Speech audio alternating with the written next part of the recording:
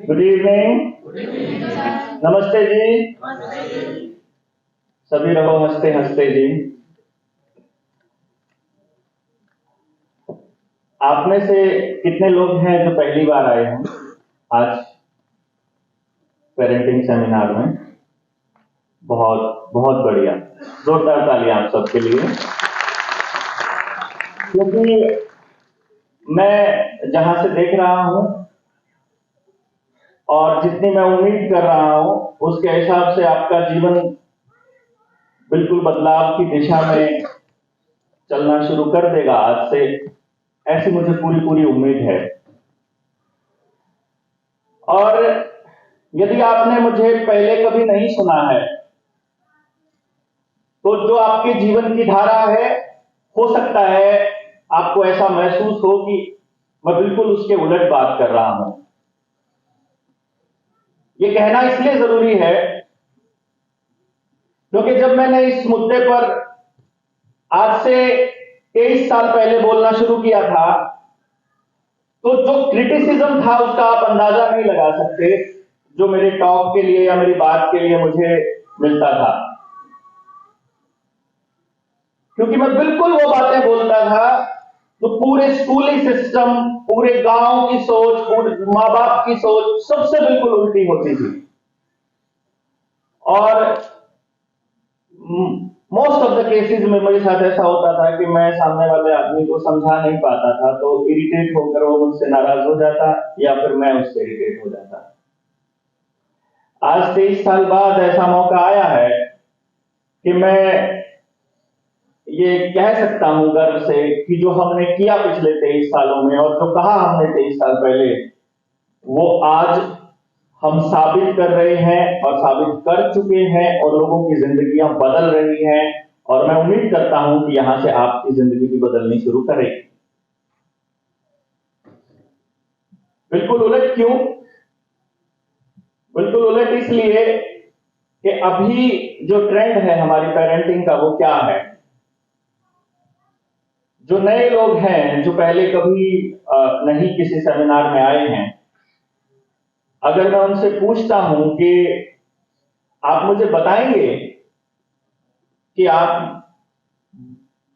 बच्चे क्यों पैदा किया आपने और स्कूल क्यों भेजते हैं, ये दो बड़े सवालों के जवाब मुझे आपसे चाहिए। कोई भी एक पेरेंट या दो पेरेंट रिप्रेजेंटेटिव अगर आप खड़े होकर के या वहीं पर बैठे बैठे भी बोल सकें तो। कोई भी पेरेंट, किसी को नहीं मालूम क्यों पैदा करे बच्चे? बच्चे पैदा किए हैं अपनी पीढ़ी को आगे लेके जाने के लिए, माँ बाप बनने के लिए, बुढ़ापे का सहारा बनने के लिए, वंश चलाने के लिए, वंश चलाने के लिए, बने कुछ बने। वो हमारी भी सेवा करे, देश की भी सेवा। हमारी भी सेवा, पहले अपनी की पहले देश की।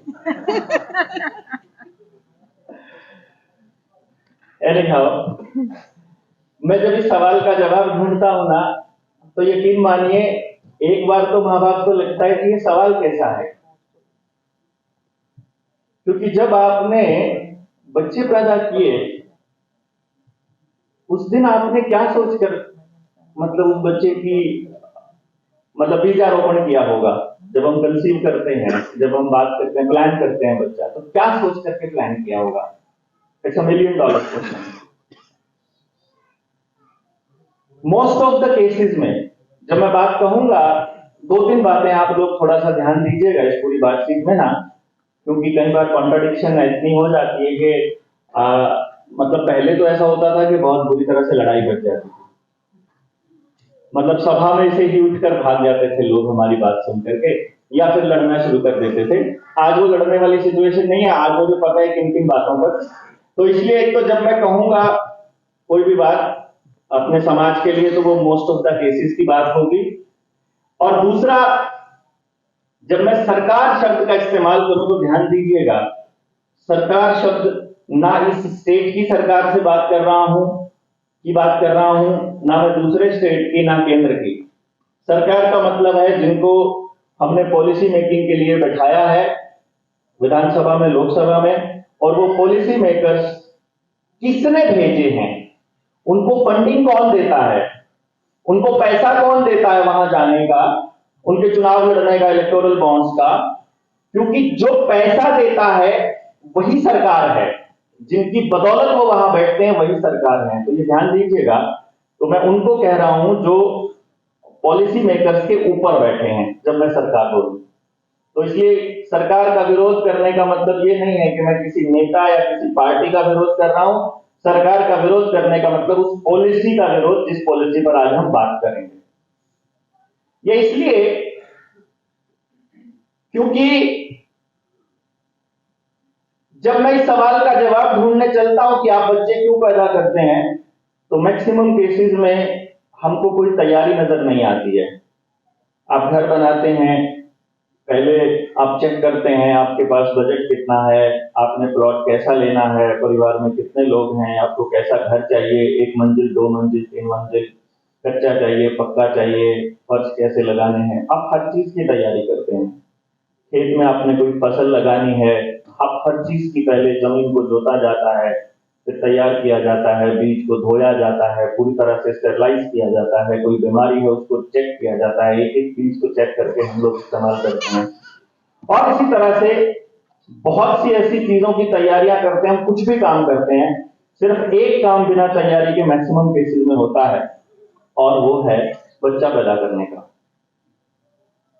फिर हम बात करते हैं, बड़ा हो गया बच्चा, फिर स्कूल की बात आती है कि स्कूल में क्यों भेजते हैं। तो फिर इसका जवाब हमारे को मिलता है कि पढ़ लिख कर वो कुछ बन जाए। मतलब क्या बन जाए, आई डोंट नो, क्योंकि उसको इंसान तो परमात्मा ने पहले ही बना दिया है या आपने बना दिया है। इसके अलावा वो कुछ और नहीं बन सकता, मुझे लगता है। हाँ, ये कर सकते हैं कि आप ऐसा कह सकते हैं कि आप नौकरी करें, वो जज बन जाए या प्लेयर बन जाए या फिर डेप्यूटी कलेक्टर बन जाए या टीचर बन जाए, वकील बन जाए, ये सब आप कह सकते हो। लेकिन ये कुछ बनना नहीं है, ये तो किसी पोस्ट पर जाकर के कोई नौकरी करना या कोई काम करना, यानी कि काम करने के लिए आप स्कूल भेज रहे हैं बेसिकली, जितना मैं समझता हूं, जितना मैं लोगों की बात से समझता हूं। और फिर मैं स्कूली सिस्टम को गौर से देखता हूं, मैं समझने की कोशिश करता हूं कि स्कूल हमारे बच्चे को दे क्या रहा है। मैं एक बच्चे का पिता हूं, 17 साल उम्र है उसकी, और मैं जब उसके पेरेंट टीचर मीटिंग में जाता हूं, जो बचपन की बात बता रहा हूं मैं, तो जो टीचर है ना, क्लास टीचर, मैं उसके बिल्कुल साथ वाले बेंच पर बैठ जाता हूं और मैं नोटिस करता हूं कि वो किस तरह से पेरेंट्स को गाइड कर रहे हैं। टीचर्स, आप सबके भी बच्चे हैं, आप सब भी स्कूल जाते होंगे, पेरेंट टीचर मीटिंग में जाते होंगे। तो मैं आता हूं, सबसे पहले बच्चा मेरा बाहर खेल रहा है और मैं साइड में बैठ जाता हूं और पेरेंट्स एक एक करके मैडम के सामने बैठे रहते हैं और मैम मुझे बोलते हैं आप आ जाइए, तो मैं कहता हूं नहीं नहीं, आप बाकी पेरेंट्स से डील करिए। बाकी पेरेंट्स से बात करते हुए मैम के मैं कुछ डायलॉग्स आपको बता रहा हूं। ये कॉन्सेंट्रेट नहीं करता है, ये बोलता बहुत है क्लास में, ये कर सकता है, यू कैन डू बेटर, थोड़ा मेहनत करो बेटा, थोड़ा कॉन्सेंट्रेट किया करो, आप घर में ध्यान रखा करो, आप थोड़ा सा इसके ऊपर फोकस कीजिए। दिक्कत क्या है बेटा, बताइए, क्लास में समझ नहीं आता है क्या? देखो बाकी बच्चे भी तो कर रहे हैं, एंड दैट्स ऑल। कोई एक आधा डायलॉग और याद है? इसके बाहर किसी भी टीचर के पास, किसी भी पेरेंट के लिए कोई बातचीत नहीं है। अब मैं जब मेरा बच्चा छोटा है तो मैं दिमाग में एक बात सोच रहा हूं कि ही कैन डू बेटर, और उसने बेटर कर लिया, देन व्हाट? देन व्हाट मतलब बेटर कर लिया, बेटर का मतलब है, बेटर का मतलब वहां स्कोर है। मतलब मैं आपको बहुत क्लियरली बता रहा हूं, स्कूल में बेटर का मतलब केवल स्कोर से है। अब स्कोर बेटर कर लिया बच्चे ने, तब आप क्या करेंगे? तब आपका क्या स्टेप रहेगा? आप में से अगर मैं पूछूंगा कि कितने पेरेंट अपने बच्चे की परफॉर्मेंस से खुश हैं। तो अंतरात्मा पर अगर आप अंतरात्मा की आवाज सुनकर के अगर आप जवाब देंगे सचमुच में आप कितने खुश हैं, तो मुझे एक भी पेरेंट खुश नजर नहीं आता अपने बच्चे की परफॉर्मेंस से, एक भी। कारण क्या मालूम है? मैं आपको बताता हूं। पूरी क्लास में दौड़ है फर्स्ट आने की, क्योंकि जब तक वो बच्चा छोटा है ना, 3-3.5 साल का, तब तक तो उसके माँ बाप, उसके दादा दादी अपने पड़ोसियों को बताते हैं, अरे इतना तेज दिमाग का हमारे पोते का, हमारे बेटे का, मोबाइल हमसे तेज चला लेता है, मतलब रिमोट हमसे तेज चला लेता है, कंप्यूटर पे पता नहीं क्या क्या कर लेता है, इतनी बड़ी बड़ी बातें करता है, कोई कमी नहीं मिलती है उनको। अचानक से वो बच्चा स्कूल ज्वाइन कर लेता है, पहली नर्सरी, यूकेजी, एलकेजी तक चलेगा, फर्स्ट सेकंड तक भी चलेगा, क्लास 3 के बाद चालू होता है फिर मतलब आपके मार्क्स क्यों कटे वाला पॉइंट ना। और जो जो धीरे धीरे वो बच्चा बड़ा होता रहता है, मतलब वो जो बच्चा पूरे घर के अंदर रौनक किया करता था, वो बच्चा जिसको हम परमात्मा का अंश बोलते हैं, वो बच्चा जिसकी एक कमी नहीं मिलती थी जब वो 3-3.5 साल का है, वो बच्चा बड़ा होते होते होते होते बुराइयों का भंडार बन जाता है।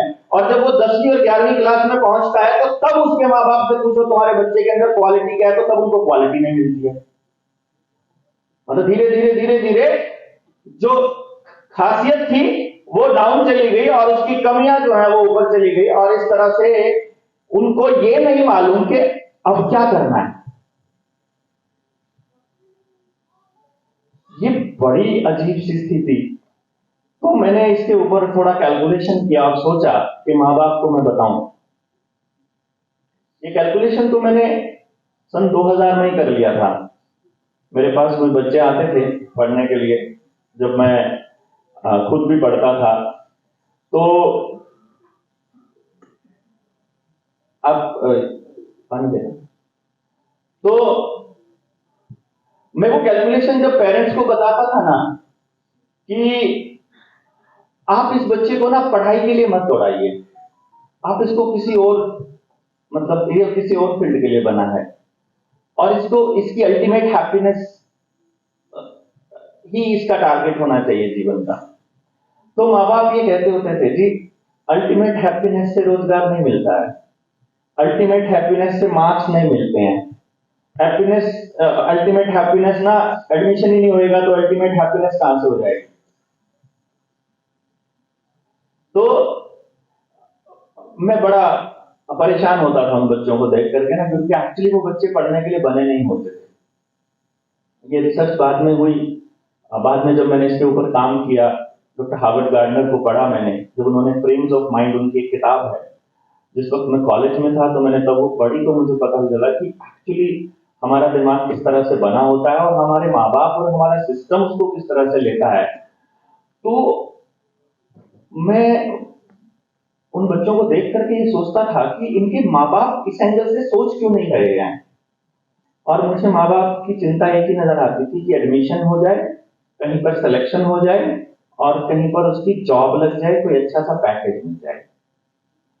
तो मैं उनको जब बोलता तो कहते नहीं नहीं नहीं, आप जिनकी बात करो ना वो दूसरे बच्चे होते हैं, हमारे वाला तो निकम्मा ही है। अब क्या बताऊं मैं उनको कि वो जीनियस बच्चा है आपका, आप अद्भुत बच्चा है, परमात्मा का अंश है, परमात्मा का रूप है, लेकिन आप समझ नहीं रहे हैं। पर नहीं, कोई फर्क नहीं। और मुझे डायलॉग बोल दिया जाता है, जब आपके बच्चे होंगे ना तब पता चलेगा। अभी तो मैं भी पढ़ रहा हूं, तो उस वक्त वो फिर बाद में हमारे बच्चे भी हुए, और फिर उसके बाद उसके ऊपर भी जब हमने काम करना शुरू किया, जब हमारे बच्चे ने कुछ अचीवमेंट कर ली, मतलब मैं आपको बताऊं कि 7 साल की उम्र में, अगर मैं आपको ये कहूं कि 7 साल की उम्र में जब उसकी क्लास का बच्चा, मतलब दूसरी क्लास में पढ़ते हुए जब हिंदी और अंग्रेजी पढ़ना सीख रहा है, तो मेरे बच्चे ने 10वीं क्लास तक का मैथ्स, फिजिक्स, केमिस्ट्री खत्म कर दिया। उसने मतलब अगर कैलकुलेशंस की बात करो तो उसकी कैलकुलेशंस इतनी फास्ट थी कि आपको रैंडम टेबल जैसा लगे तो 1000 तक के तो पहाड़ है, उसको ऐसा लगता था कि उसको जबानी याद है। अगर उसको ह्यूमन अनाटॉमी पे बात करनी है, यूनिवर्स पे बात करनी है, तो वो उन पे बात कर लेता है। वो स्केटिंग का भी स्टेट चैंपियन बन जाता है, वो चेस भी खेल रहा है, वो टेनिस भी खेल रहा है। तो मालूम पड़ता है कि माँ बाप ये कहते हैं कि तो आपका बच्चा था इसलिए इस ऐसा कर पाया। फिर हमने दूसरे लोगों के बच्चे तैयार करने शुरू किए और कुछ पेरेंट अपने बच्चों को खुद से तैयार कर रहे थे। आपने उन दिनों में 2013 की बात बता रहा हूं मैं, 12-13 में कौटिल्य पंडित का नाम सुना होगा। फिर जानवी एक लड़की है, फिर हनी हसी है, अमर्त्या सेन है, कनक शर्मा है। ऐसे कुछ बच्चे निकल करके आए जिनके माँ बाप ने उनकी उसी चीज के ऊपर काम किया जो उनका बाय बर्थ उनका टैलेंट था। जैसे कौटिल्य की मैं बताऊं, उसका इमेजिनेशन और उसका विजुअलाइजेशन बहुत स्ट्रांग है, तो उसकी ज्योग्राफी स्ट्रांग हो जाती है। अगर मैं जानवी की बात करूं तो उसकी लिंग्विस्टिक बहुत स्ट्रांग है, तो वो 14 भाषाएं बोल सकती है। At the age of 14 years वो 14 भाषाएं बोल सकती है। वो 10 साल की उम्र में 10वीं पास कर लेती है, वो 12 साल की उम्र में 12वीं पास कर लेती है। अभी वो मास्टर्स भी पास कर चुकी, पीएचडी के लिए एडमिशन वो चालू है। जब उसकी क्लास के बच्चे अभी कॉलेज में ही हैं, उसकी उम्र के बच्चे, तो माँ बाप क्या कहते मालूम है कि ये बच्चे भी जीनियस ही थे, हमारे वाला निकम्मा है। तो हमने एक प्रोग्राम लॉन्च किया सिर्फ ये बताने के लिए माँ बाप को कि नहीं, आपका बच्चा निकम्मा नहीं है, असल में आपको वो समझ नहीं आ रहा। तो हमने 2015 में एक चैलेंज प्रोग्राम दिया। उस चैलेंज प्रोग्राम में हमने क्या किया, 20 स्कूलों से 20 बच्चे लिए। वो 20 बच्चे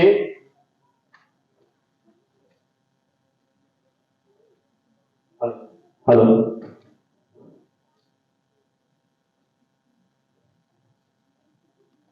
एक चेयर पे देना। हमने 20 स्कूलों से 20 बच्चे लिए और एक स्कूल से एक बच्चा।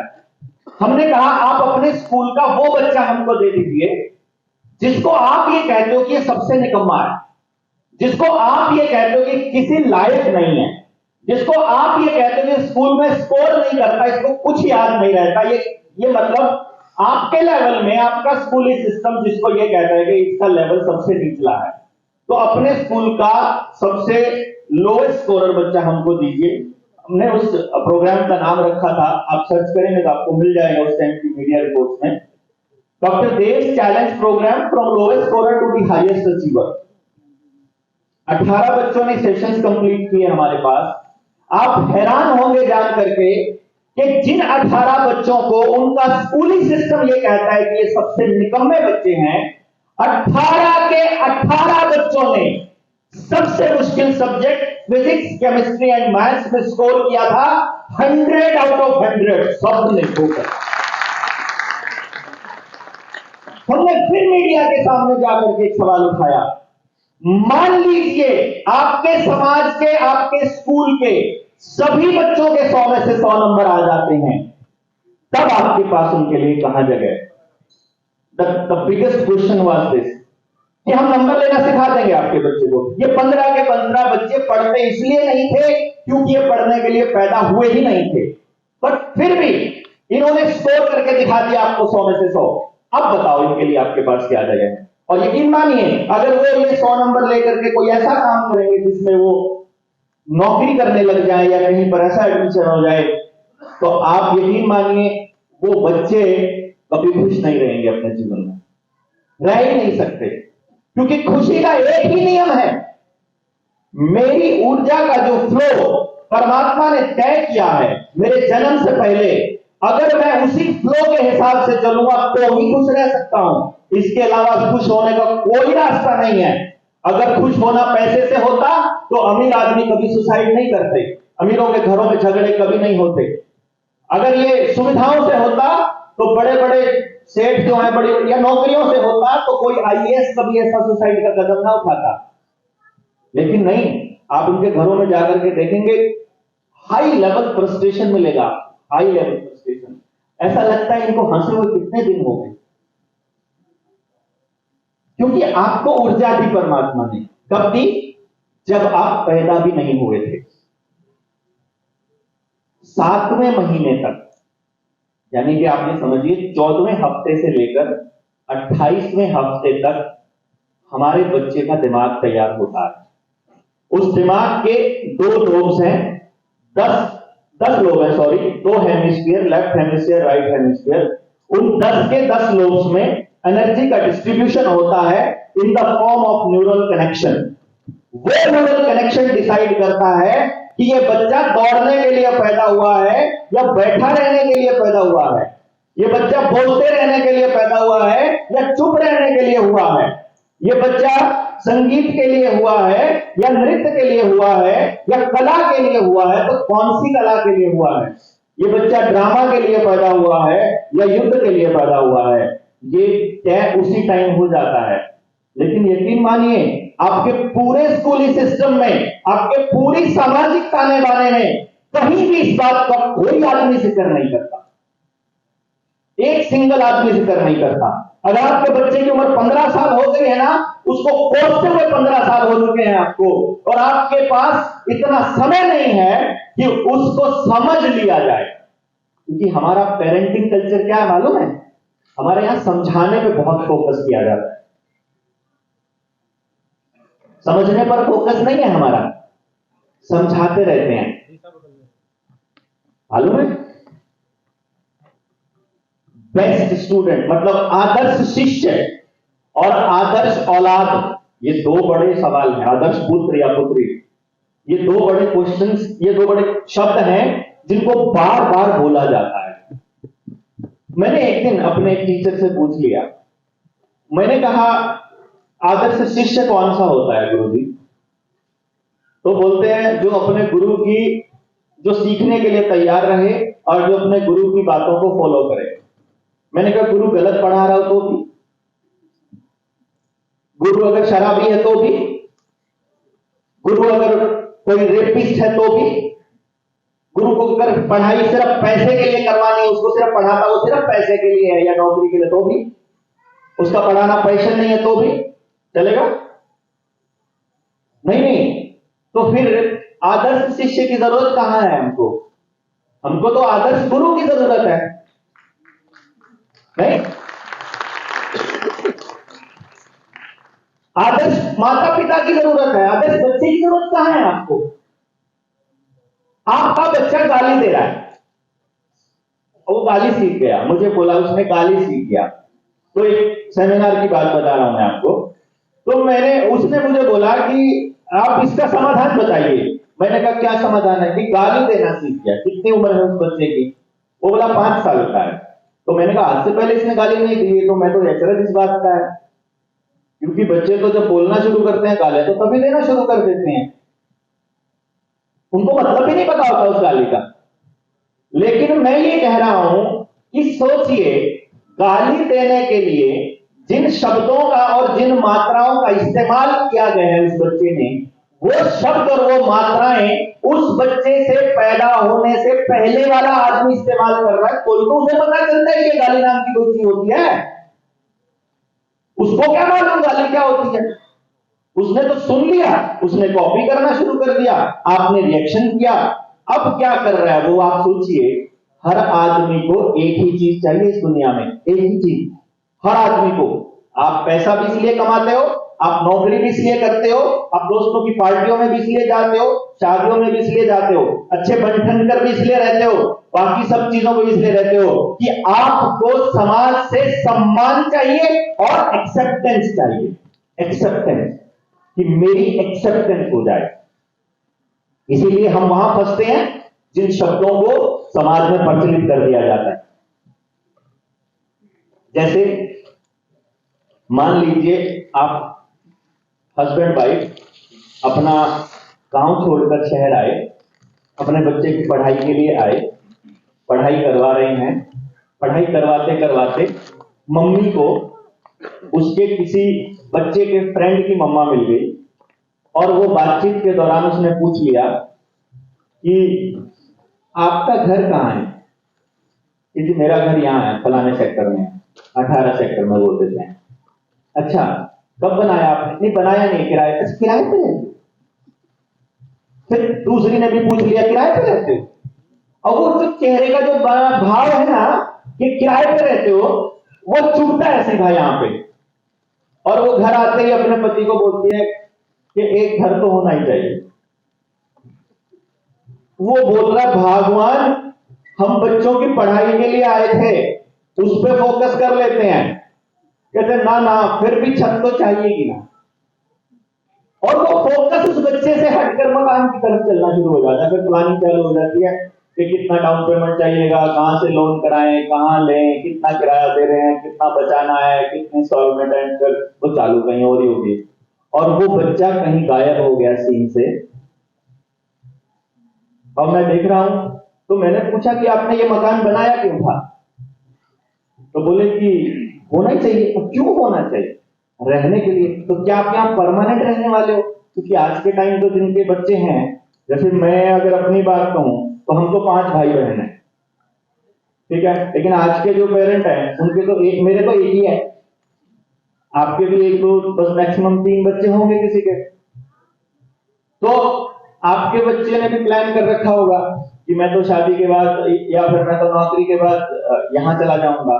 और मैक्सिमम जो शहरों के जो लोग हैं, उनके बच्चे या तो उससे बड़े शहर में शिफ्ट होते हैं जॉब के लिए, या फिर विदेश में चले जाते हैं। उनके पास आखिर में कुछ नहीं रहता है। और वो जो खंडर उन्होंने बनाया था, फिर वो भी किसी काम का नहीं, वो भी काटने को दौड़ता है। अब मैं सोच रहा हूं कि आपने ये सारा कुछ किया सिर्फ एक्सेप्टेंस के लिए। तो बच्चे को जो आपने बोलना शुरू किया कि बच्चे तुम्हें मेहनत करनी है, वही आ रहा हूं क्लास में मेरे पास, यू कैन डू बेटर वाली पे, तो मैं पूछ रहा हूं कितना बेटर और कितना सफिशिएंट रहेगा, कितने मार्क्स सफिशिएंट रहेंगे। अभी एक सुर में आप सारे मुझे बता सकते हैं, क्लास में बच्चा 8 घंटे पढ़े, 10 घंटे पढ़े, 15 घंटे पढ़े, मुझे एक बार सारे पेरेंट एक सुर में बताइए, पहले नंबर पर कितने बच्चे आ सकते हैं? रैंक 1 कितने बच्चों का हो सकता है? एक ही बच्चे का। सबके बराबर हो जाए तो भी बराबर होते ही नहीं सर। हो जाए तो मान लो सबके 100 में से 100 हो जाए तो एक्चुअली एक रैंक तब भी एक बच्चे का ही आएगा। जब हम बड़े एग्जाम में जाते हैं ना, तो वहां कैलकुलेट करते हैं कि भाई 600 में से किसी के 596 आ गए और दूसरे बच्चे के भी 596 आ गए, तो चेक करेंगे दोनों में से मैथ्स में किसके ज्यादा है। मैथ्स में बराबर है, फिजिक्स में किसके ज्यादा है, वो भी बराबर है, केमिस्ट्री में जिसके ज्यादा है उसको रैंक छोटा मिल जाएगा, मतलब वो पहले नंबर पर आ जाएगा। बट अगर दोनों के तीनों सब्जेक्टों में बराबर हो ना, तो जिसकी डेट ऑफ बर्थ कम होगी उसके साल से हो जाएगा। और डेट ऑफ बर्थ भी सेम हो तो फिर क्या पता टाइम ऑफ बर्थ देखने लग जाए, एक आधे सेकंड का फर्क हो जाए।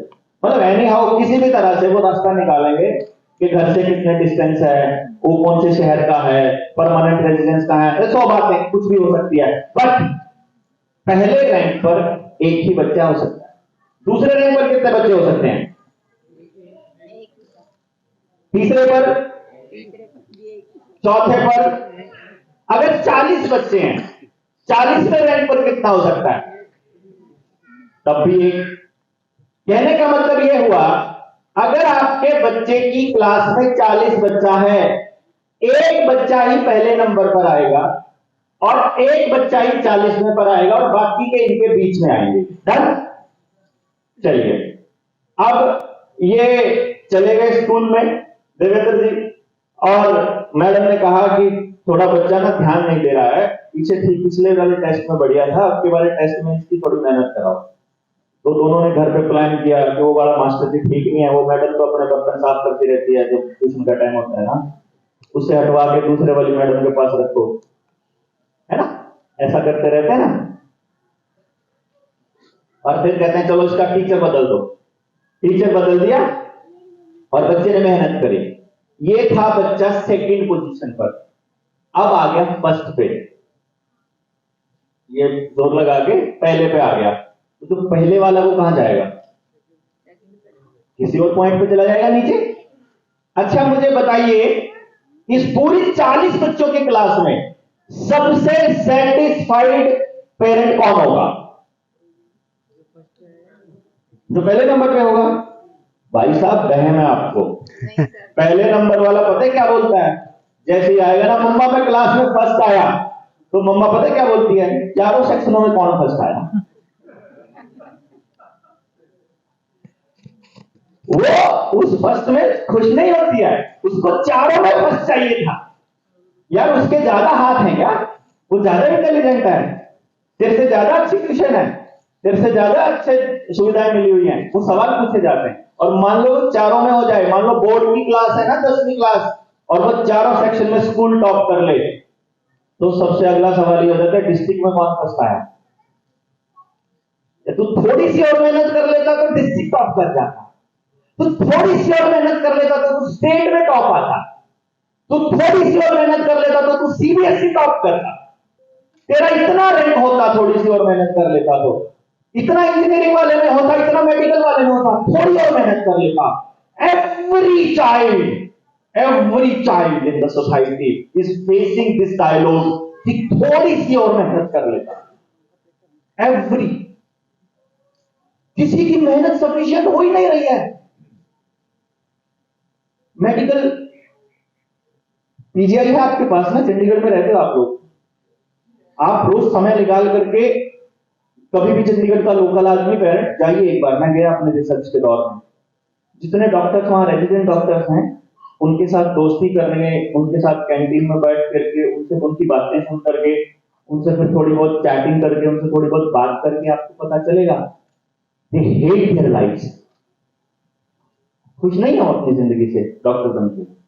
और ये मैं 90% से ज्यादा डॉक्टर्स की बात कर रहा हूं, क्योंकि वहां वो असल में समाज में एक्सेप्टेंस के चक्कर में आ गए, क्योंकि हमने समाज में एक नियम बना रखा कि सबसे इंटेलिजेंट तो मेडिकल पढ़ेगा, उससे अगले वाला नॉन मेडिकल पढ़ेगा, उससे अगले वाला कॉमर्स पढ़ेगा, उससे अगले वाला ह्यूमैनिटीज में, ये बना रखा हमने।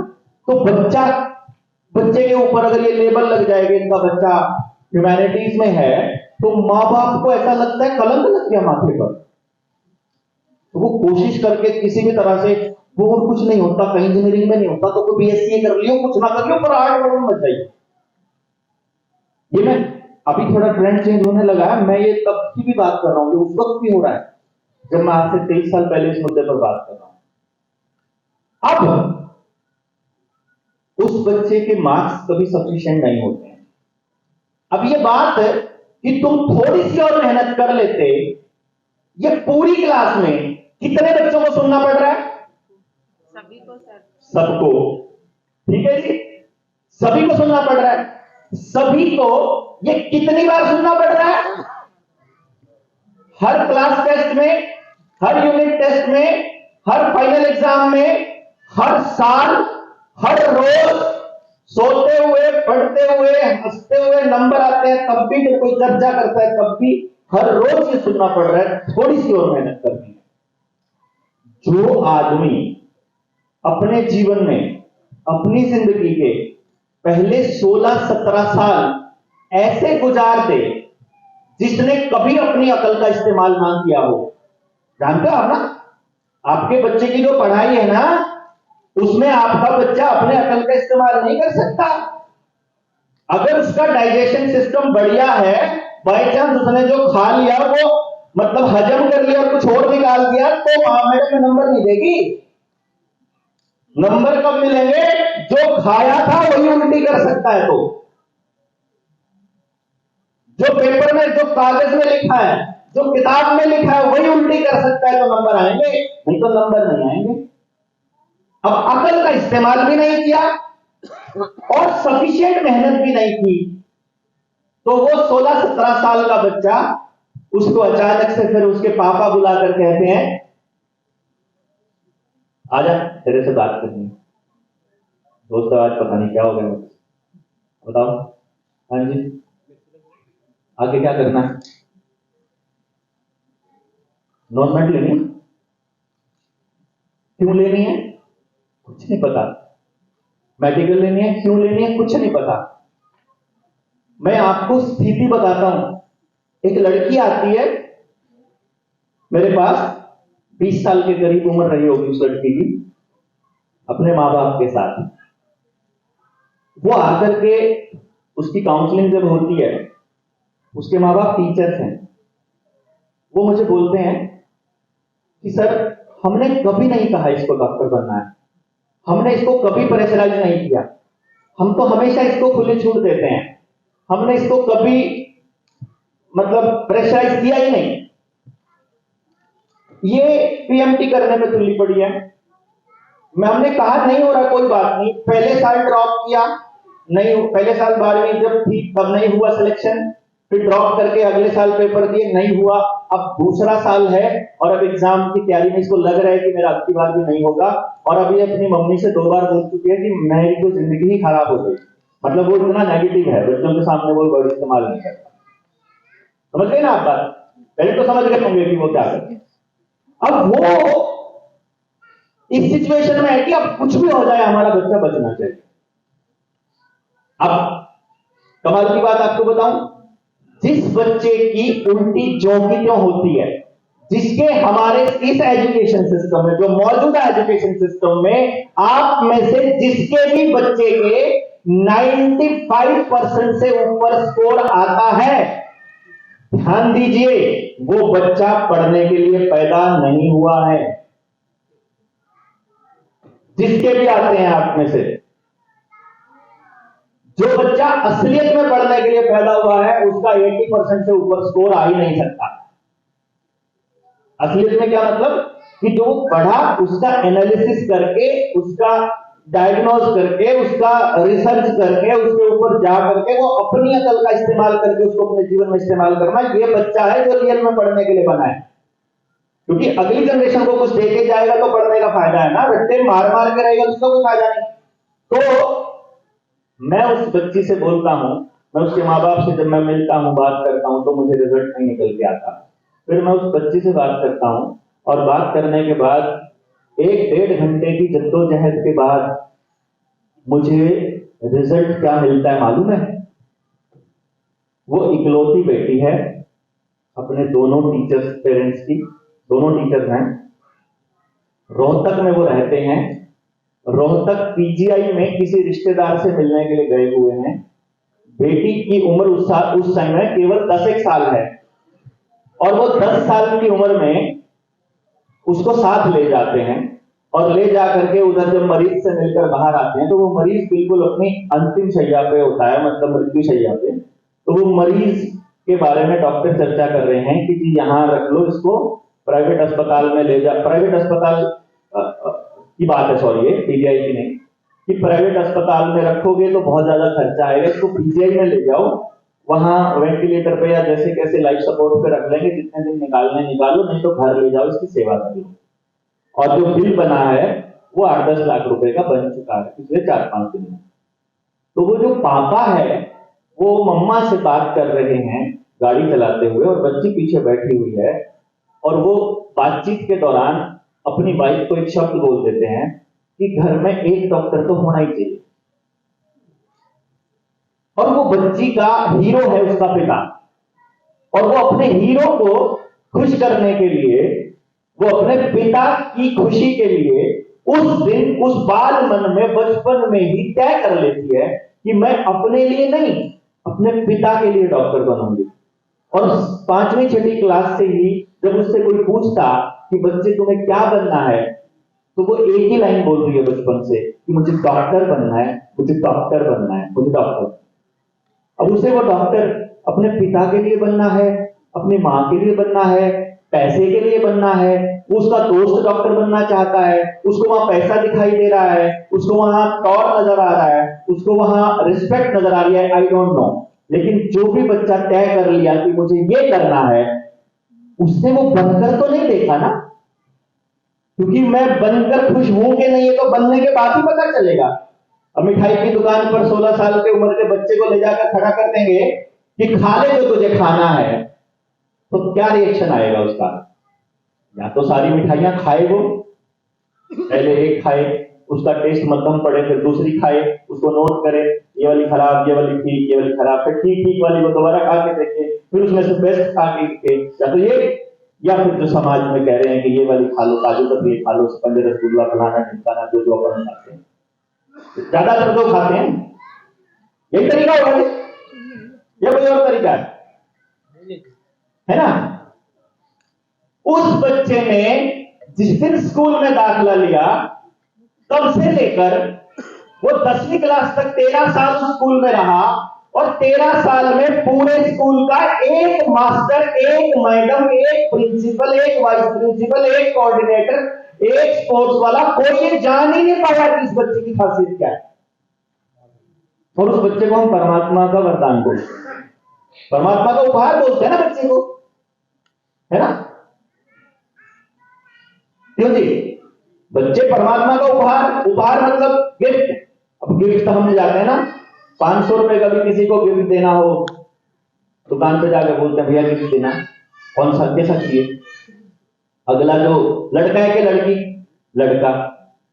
अच्छा, बर्थडे का है किसका? वैसा। कैसा चाहिए? हमारे दो ही चीजें दिमाग में होती हैं, या तो ऐसी चीज लेते हैं कि बच्चे के काम आ जाए, या ऐसी चीज लेते हैं कि सामने टंगी रहे और दिखती रहे कि मैंने दिया था। भैया ना, दो ही साइकोलॉजी होती है गिफ्ट देते समय। बेफजूल में है उठा के कुछ भी नहीं पकड़ाते हम। 500 रुपए का भी गिफ्ट देते हैं तो भी सोच कर देते हैं कि टंगवाना है कि काम में लाना है। और वो जो सारी सृष्टि का निर्माण करने वाला है उसको आपको गिफ्ट देगा तो बिना मतलब का दे देगा क्या? हाँ जी, नहीं देगा ना? अब सारे के सारे बच्चे ये फील कर रहे हैं कि मुझसे मेहनत पूरी नहीं हुई, और जो आदमी अपने जीवन में ये महसूस करता है कि मैं लायक नहीं हूं, आई एम नॉट वर्दी, यकीन मानिए वो बड़ा होकर ना अपना जीवन खुशी से जी सकता, ना समाज में किसी को खुश कर सकता, ना कहीं और वो खुशी का कोई उसका तरीका, क्योंकि वो कुछ कर ही नहीं सकता, क्योंकि उसको फीलिंग ही नहीं है कि मैं कंट्रीब्यूट कर सकता हूं। उसको तो ये फीलिंग है कि मैं अधूरा हूं, अभी तो मुझे ही पूरा होना है, अभी तो मुझे ही साबित करना है अपने आप को। साबित कैसे करेगा? जब इतने गज का मकान होगा, ये वाली गाड़ी होगी, ऐसे कपड़े होंगे, ऐसा क्रेडिट कार्ड होगा, ऐसा टॉर होगा, इतने लोग बैठेंगे, ये पोजीशन होगी, तब उसे लगेगा कि मैं प्रूव कर दिया मैंने। और यकीन मानिए आज तक एक भी आदमी किसी को प्रूव ही नहीं कर पाए। आप सड़क पे जाते हैं, आप किसी को देखते, आप में से किसको देख रहा है किसके कितना लोन पे है कि कौन कितना प्रॉपर्टी का मालिक है? हम कोई नहीं देखते हैं, ऐसे लगता है कि देखते हैं। कुछ लोग होते हैं समाज के अंदर जिनको दूसरे वाले आदमी के चेहरे पे शिकन आए ऐसा देख के मजा आता है। अच्छा, किराए पे रहते हैं, ऐसा कह के अगले आदमी को, मतलब उसको लगता है आज इसका तो गया काम, घर जाके इसके तो घर में बढ़िया वाला, अंदर ही अंदर इसके लड्डू फूट रहे हैं, आज इसका तो काम कर दिया। मैंने तो ना एक प्लॉट वहां ले रखा है, एक प्लॉट वहां ले रखा है, वो उनके दिमाग में। और फिर वो घर वाले आगे, आपने किया ही क्या आज तक है? एक छत तो दे नहीं पाए।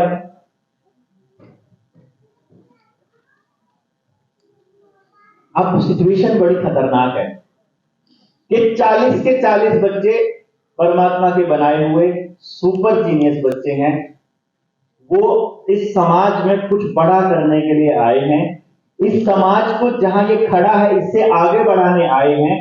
लेकिन समाज के लोग, उन्होंने दोनों पैरों में रस्सी बांध रखी है, जबान पे ताला लगा रखा है कि खबरदार अगर बोला तो, और खबरदार अगर तू चला तो तुझे वैसा बनाएंगे जैसा हम चाहते थे बचपन में।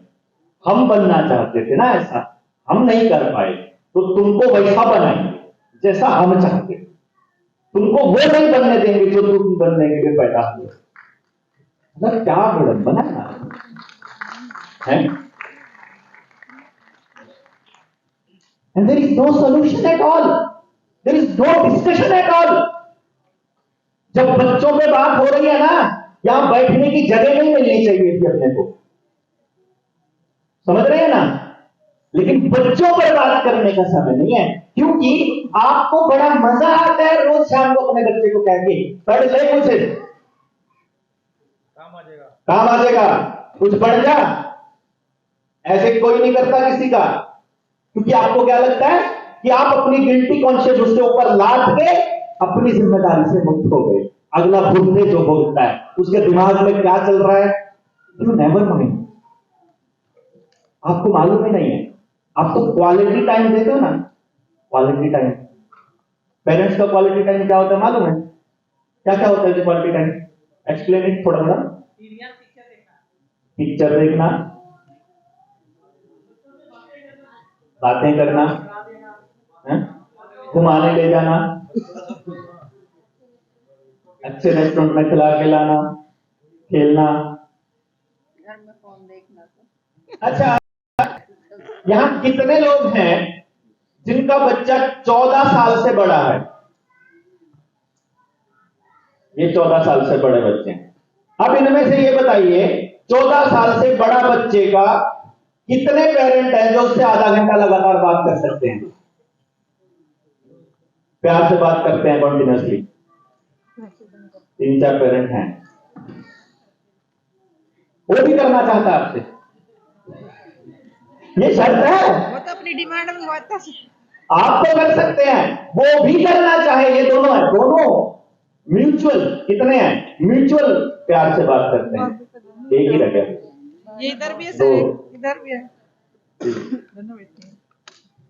अब सोचिए 4-5 उठ गए आज, कोई बात नहीं, लेकिन ये विडंबना है, मैं आपको बता दूं, ये आपको वहम है। मैं आपको क्लियरली बोल रहा हूं, ये आपको वहम है कि आपसे वो बात करना चाहता है। जो समाज आपने दिया है ना, 99.9% की मैं गारंटी ले रहा हूं उन बच्चों की, क्योंकि मुझे 23 साल हो गए उन बच्चों को समझते हुए। मैं 23 साल से देख रहा हूं उनका दर्द और उसको अंदर तक महसूस करता हूं। They hate their life. वो अपनी जिंदगी में कुछ भी करने लायक उनको लगता ही नहीं है कि मैं कुछ कर रहा हूं, कि मैं अपने मां बाप को खुश भी नहीं कर सकता, क्योंकि आप कभी खुश हो ही नहीं रहे उससे, क्योंकि आपको हमेशा ही एक्सपेक्टेशंस 2 कदम आगे चाहिए उनसे। हमको उस बच्चे को, मतलब आपने कभी सरेंडर किया है कि ये तेरे पास 1 घंटा है या ये 1 दिन है, तू तेरी मर्जी से तेरा घर चलेगा। अगर 15 साल का बच्चा हो गया है, 14 साल का हो गया है, तो 14 साल में कभी ऐसा हुआ है कि उस बच्चे को बोल दिया जाए कि जो तू कहेगा आज वही होगा, भले ही वो गलत कह दे, आज तेरी चलेगी। और उसमें भी टोका टोकी हुए बना हटती नहीं है, क्योंकि हमको हमेशा ठीक करना है। हम गलती को बर्दाश्त ही नहीं कर सकते। हमको ऐसा लगता है कि गलती हो गई तो मेरा बच्चा पता नहीं दुनिया में कितना पीछे रह जाएगा। मैं आपको एक बात बताऊं, मैंने शुरू में लोगों को अपनी बात समझाने के लिए पहले अपने बच्चे की अचीवमेंट को आगे रखता होता था मैं, कि मेरा बच्चा ने इतनी अचीवमेंट कर ली। मालूम है किस लिए? क्योंकि उनको समझ ही नहीं आती नंबरों से ऊपर की भाषा। उनको ये समझ ही नहीं आता कि इस आदमी ने जो कह रहा है वो सही हो सकता है, तो पहले वो रखनी पड़ती। लोग तो कहते हैं अरे तुमने तो अपने बच्चे पे बड़ा अत्याचार किया होगा। मैंने कहा कैसे? कि यार वो इतनी सी उम्र में इतना कर गया तो कितना पढ़ना पड़ता होगा। मैंने कहा कुछ पढ़ना ही नहीं पड़ता। कमाल की बात यह है, कुछ पढ़ना ही नहीं पढ़ाना ही नहीं पड़ता। पढ़ना तो पड़ता, पढ़ाना नहीं पड़ता।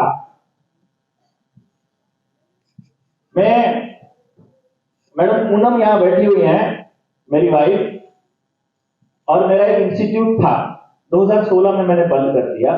जिस दिन मुझे यकीन हुआ, जिस दिन मैंने मान लिया कि ट्यूशन सेंटर है ना, कोचिंग सेंटर, ये कोड है समाज के ऊपर, कलंक है ये, उस दिन मैंने बंद करके और इसको बंद कराने का अभियान चालू किया। अपना पहले बंद करना पड़ेगा अगर दुनिया के बंद कराने हैं तो। मालूम है क्यों? क्योंकि पेरेंट है ना, उनको कुछ चाहिए अपने बच्चे से, इन्वेस्टमेंट है वो बच्चा उसकी, उन्होंने पैसे खर्च किए हैं उसके ऊपर, टाइम लगा रहे हैं, सुबह से लेकर रात तक उनके लिए टाइम लगा रहे हैं, तो उनको बदले में चाहिए उनसे। सेल्फलेस प्यार नहीं है, मतलब ऐसा नहीं है कि प्यार में दे रहे ना भाई, इतना कर रहे हैं, इतने नंबर तो आने चाहिए, इतनी परफॉर्मेंस तो होनी चाहिए, ये तो होना ही चाहिए उनको, कंडीशनल चलेगा सब कुछ। ये होगा तो प्यार मिलेगा, ये होगा तो इज्जत मिलेगी, नहीं तो गालियां बढ़ने वाली है करें। हाँ, जो गिफ्ट दिया उसकी कीमत चाहिए। मेरे पास 2 पेरेंट आए जिस दिन मेरा कलेजा फटने को आया, जिनकी वजह से मैंने सेंटर बंद किया। मैंने जब ये चैलेंज प्रोग्राम दिया ना, तो इस चैलेंज प्रोग्राम के बाद हम सोसाइटी के अंदर खूब अच्छे टीचरों में एस्टैब्लिश हो गए, क्योंकि मैं आपको अपनी टीचिंग की सबसे बड़ी खास बात बताता हूं कि मैं कभी टेस्ट नहीं लेता बच्चे का, और मैं कभी रिवीजन नहीं कराता, और मैं कभी क्लास में किताब नहीं खोल के पढ़ाता, और ना ही मैं सिलेबस पढ़ाता, और मेरे बच्चे के स्कोर आता 100 में से 100।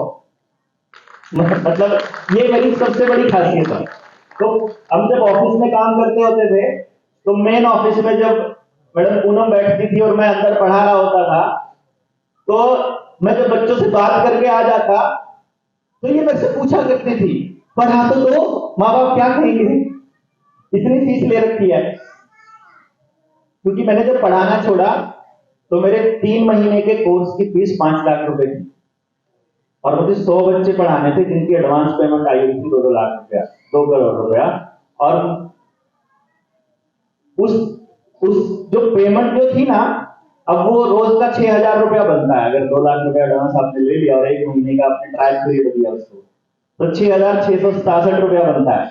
और मैंने पेरेंट को एक कंडीशन दिया होता था, ना तो अपने बच्चे को पढ़ाओगे घर पे, ना पढ़ने के लिए कहोगे, ना मतलब आप ना इससे ये पूछोगे कि तुम मतलब पढ़ाया क्यों नहीं। हाँ, ये पूछ सकते हो कि आज क्या किया, ये देख सकते हो कॉपी में क्या लिखा हुआ, बस। अब आप सोचिए, पहले 20 दिन तक बच्चा कुछ भी नहीं लिख रहा है कॉपी में, और रोज जा करके ये कह देता है कि आज तो बातें करी, मतलब बात करने की थोड़ी, वो बोल ही देते फिर भी ना, कुछ मन ही मन सोचते। वो मुझे महीने बाद बताया उन लोगों ने, जब 1 महीना हो जाता है ट्रायल का, तो मैं उनको बताता हूँ कि आप 1 महीने बाद कंटिन्यू करोगे तो बाकी का पेमेंट देना। तो वो 1 महीने बाद बताते कि सर एक बार तो हम इतने फ्रस्ट्रेटेड हो गए कि 20 दिन हो गए हैं, हमारा बच्चे को आपने कुछ नहीं पढ़ाया, कॉपी में कुछ नहीं लिखवाया।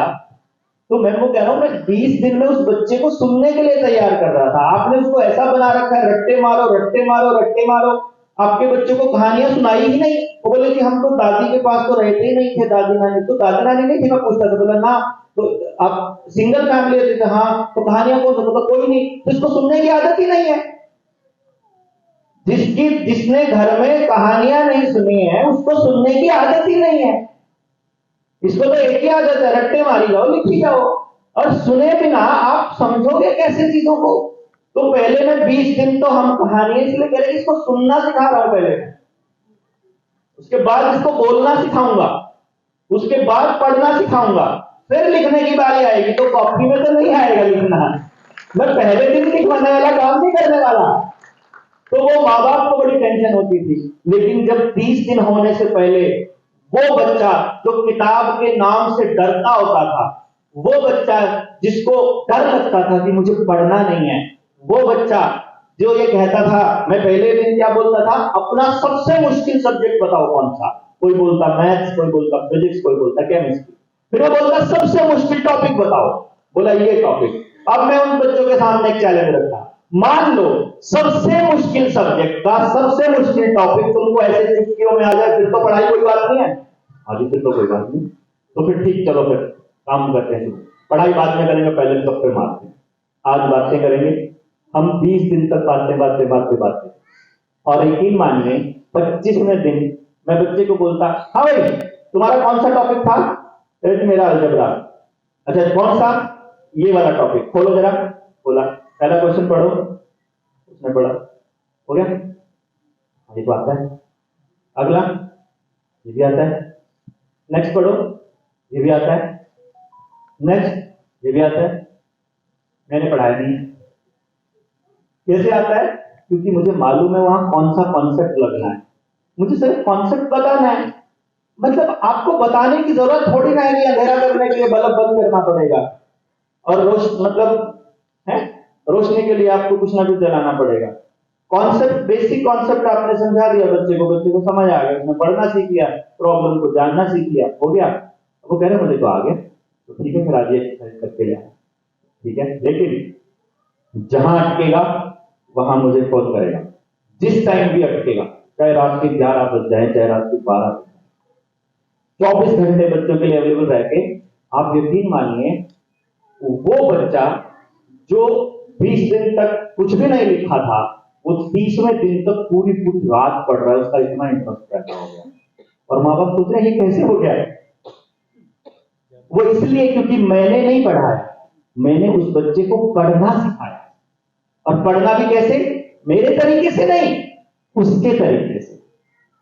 क्योंकि दिक्कत क्या होती है, यहां खड़ा हुआ मास्टर जी जब अपना ही तरीका झाड़ता रहता है, अपना ही मेथड बताता रहता है, बेटा पहले ध्यान से सुनो और फिर लिख लिख के देखो। कितने सारे पेरेंट बताते हैं अपने बच्चों को, हाथ खड़ा करके बताओ, सभी बताते हैं सेम लाइन, जबकि नहीं होता सबको याद ऐसे, नहीं पल्ले पड़ता उनको इस तरीके से, खाम खाई लिखवाते रहते हैं। और बच्चा आपको बोल भी देता है, लेकिन आपको कोई अल्टरनेट रास्ता नहीं पता कि अगर ऐसे नहीं होगा तो कैसे होगा। अगर आपको उस बच्चे के दिमाग की खिड़की पता चल जाए कि इसके दिमाग में कितनी जगह है और इसके दिमाग में चीजें एंटर कैसे करेंगी, हो गया काम ना? क्यों जी? और इसका समाधान क्या है कि समझाना बंद करके समझना शुरू करना पड़ेगा। और समझ में तब आएगा जब आपका माइंड एकदम ओपन है, और नंबर 2, आप समझने के लिए तैयार हैं। क्योंकि यहां यह भी एक इशू है कि हम समझने के लिए तैयार ही नहीं होते। हमको ऐसा लगता है कि जो मेरा मेथड है वही सबसे बेस्ट है। और मैंने ये चीज जब नोटिस किया कि आप केवल इतना कर लो, अपना कोई मेथड बेस्ट बनाओ ही मत, जैसा बच्चा सामने है वैसा मेथड अपना लो।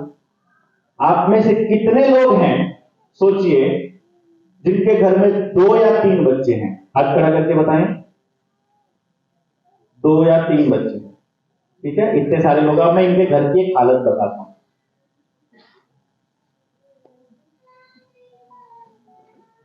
2 बच्चे हैं, उनमें से एक ज्यादा आज्ञाकारी है, एक कम आज्ञाकारी है, कन्फर्म है? उनमें से एक सारी बात मानने, मतलब ज्यादा बातें मानता है, एक कम बातें मानता है, ये भी कन्फर्म है। एक ज्यादा पढ़ता है, एक कम पढ़ता है, ये भी कन्फर्म है। मतलब एक बच्चा हमने पिक कर रखा है, ये वाला सही है, ये वाला थोड़ा डाउन है।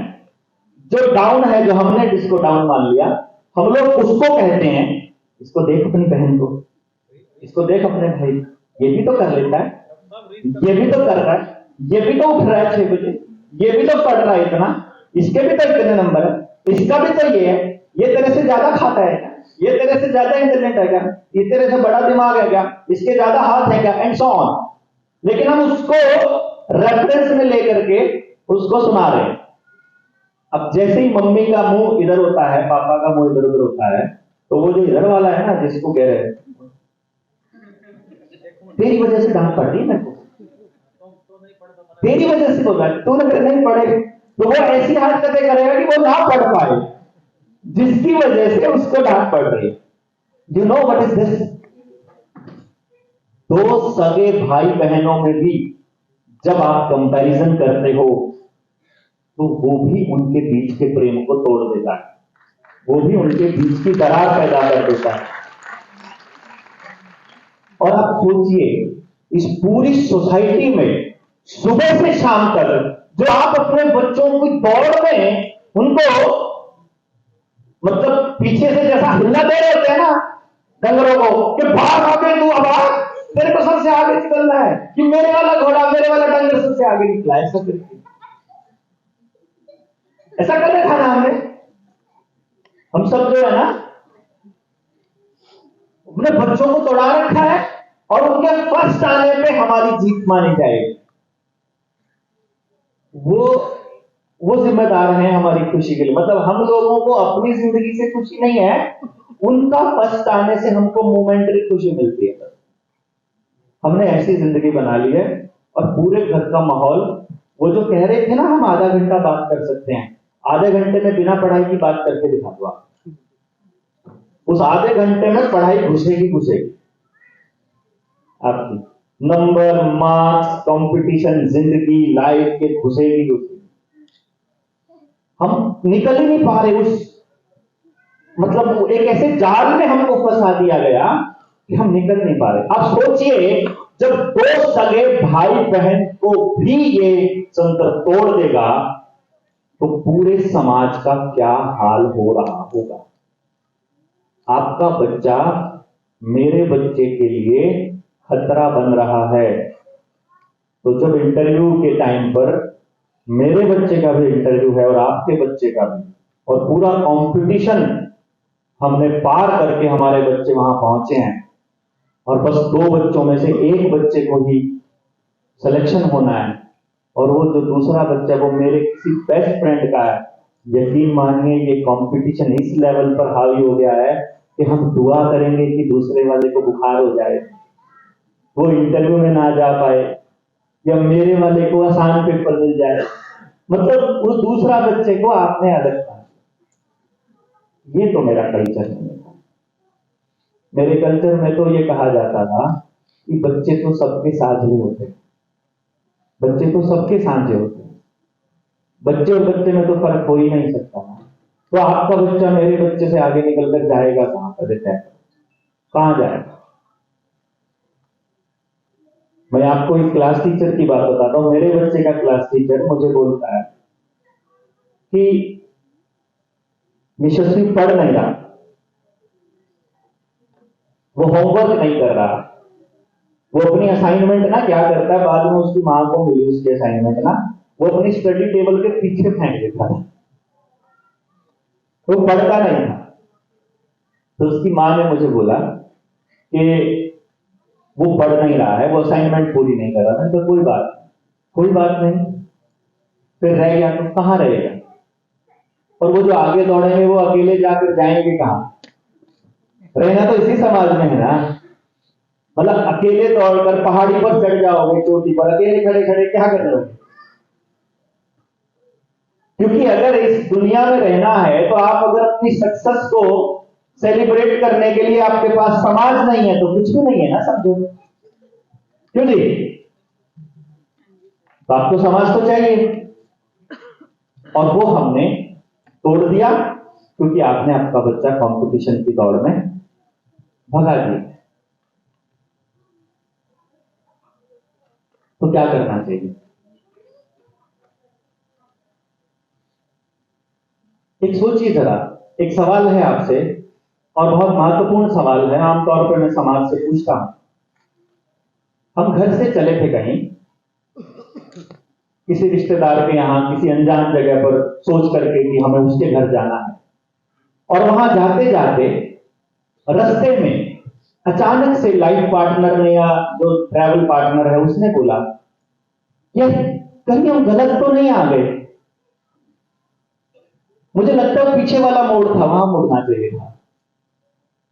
और हम फिर अचानक से हमारे भी दिमाग में ऐसे लगता है हाँ हो सकता है गलत आ गए, पूछ लेते हैं किसी से, और हम पूछते हैं वहां उस राहगीर से कि भाई वहां जाना था, और वो बताते हैं कि वो तो पीछे रह गया मोड़।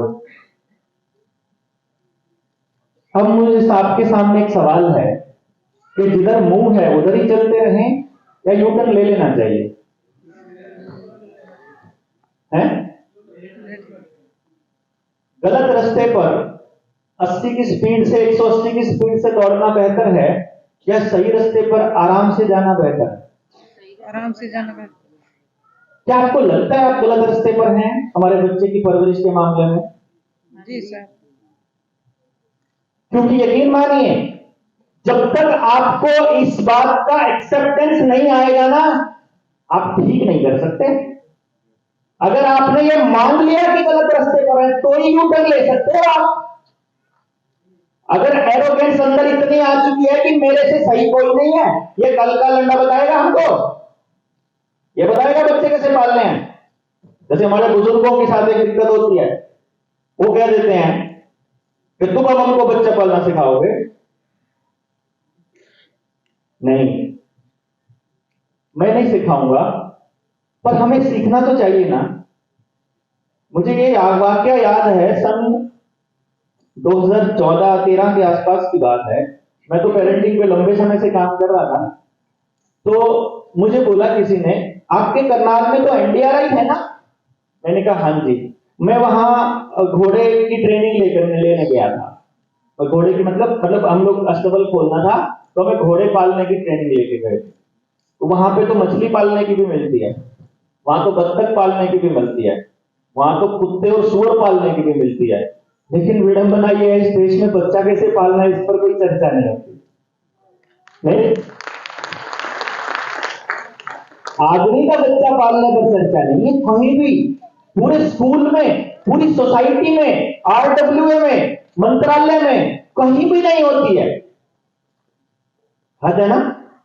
ना पढ़े लिखे, ना अनपढ़, ना नौकरी वाले, ना बिजनेस वाले बच्चे पर बात नहीं करते। पहले भी तो बच्चे पला करते थे ना। पहले कैसे पला करते थे?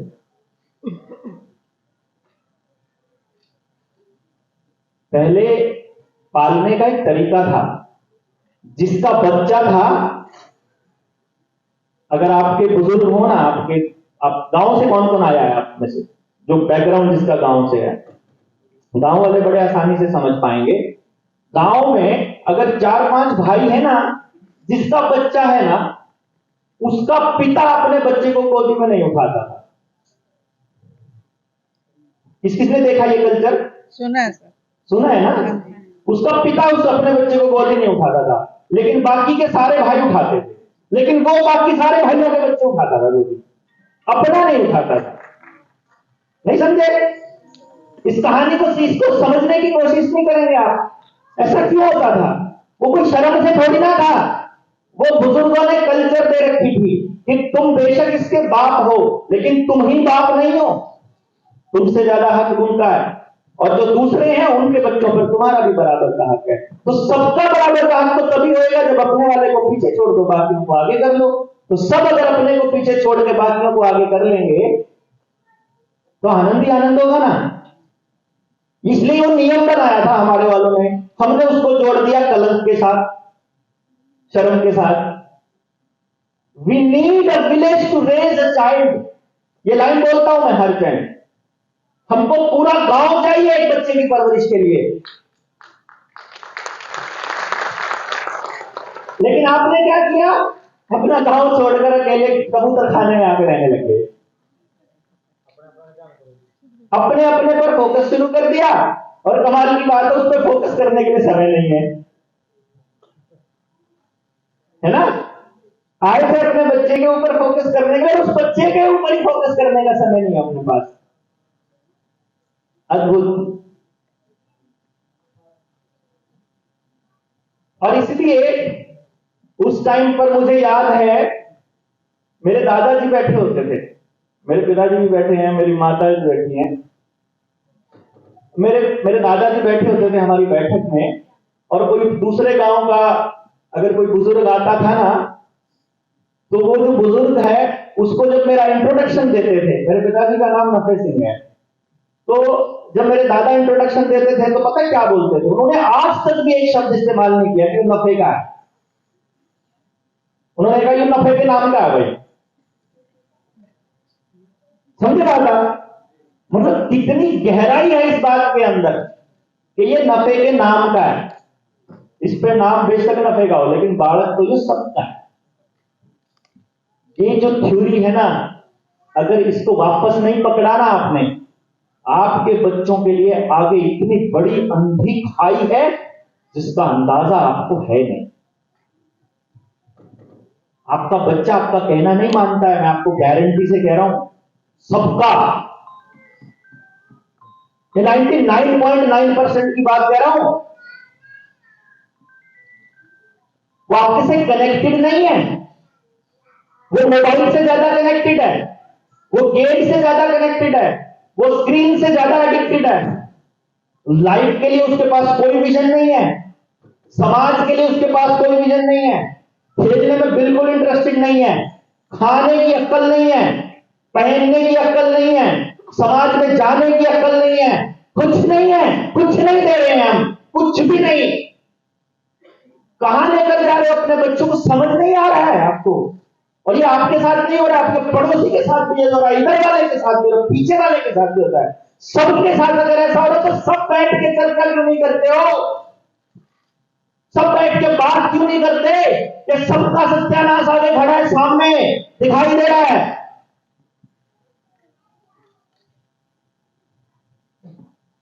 इसलिए इस पर चर्चा करनी पड़ती है। इसलिए अपने जीवन के सारे काम छोड़े मैंने वो जो कलम बोला, मैंने कोड होता है कोचिंग सेंटर, क्योंकि इसमें हम एक दूसरे बच्चे को दूसरे बच्चे से लड़ना सिखा रहे हैं, उससे आगे भागना सिखा रहे हैं। कोएग्जिस्टेंस की पूरी भावना खत्म कर दी। मैं और आपसे आगे निकल के जाऊंगा कहां? मेरा बच्चा जाएगा कहां? यहां पर पड़ोस में नशेड़ी होंगे, अगर दारू पीने वाले होंगे, रेपिस्ट होंगे, आपका बच्चा 24 घंटे आपके मोबाइल पर बंदूकें चला रहा है, या 3 पत्ती खेल रहा है, या जुआ खेल रहा है, या अश्लील वीडियो देख रहा है। 24 घंटे आपका बच्चा बर्बाद होने के लिए तैयार किया जा रहा है। और ये प्लानिंग से हो रहा है, माइंडेड, ये प्लानिंग से हो रहा है। इट्स ऑल प्लान कि आपके बच्चे ऐसे हो जाएं। आप नौकरी वाले हो तो भी, आप सरकार में बैठे हो तो भी, आप नेता के बच्चे हो तो भी, आप कहीं हो, बड़ा जमींदार का बच्चा है कि गरीब का बच्चा, कोई फर्क नहीं पड़ रहा। मुझे तो अतिरिक्त पता कब आया, जब मेरे अखबार की कटिंग देख करके एक आदमी मेरे पास अपने बच्चे को पढ़ाने के लिए आया। मैं पढ़ाने का मेरा एक तरीका रहता है, मैंने पिछले 20-22 साल में